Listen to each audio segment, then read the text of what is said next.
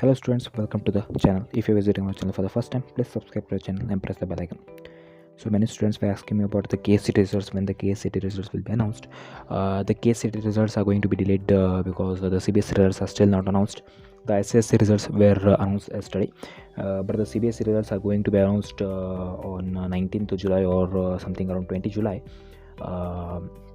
So in this month only we will get our Kcet results.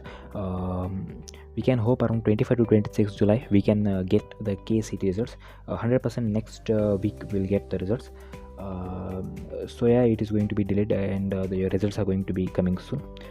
So you can subscribe to the channel. You will get all the updates, and whenever the Kcet results will be announced, we will update to you. So thank you for watching. Bye bye, see you in the next video.